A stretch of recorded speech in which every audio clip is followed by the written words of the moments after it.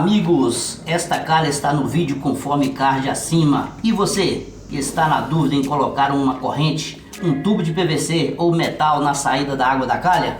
Esta aqui foi a minha opção: fazer uma camuflagem neste tubo de 75 mm, acompanhando um pouco a pintura da parede do muro.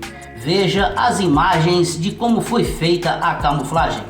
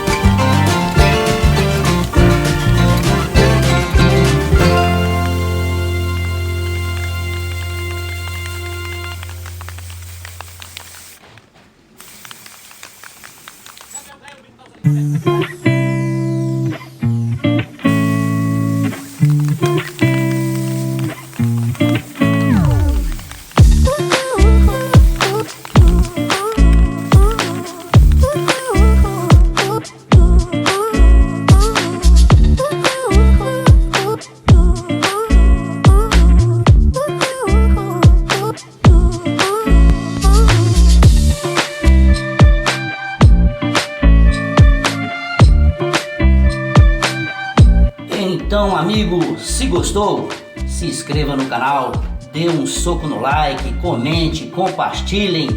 Abração, Deus abençoe.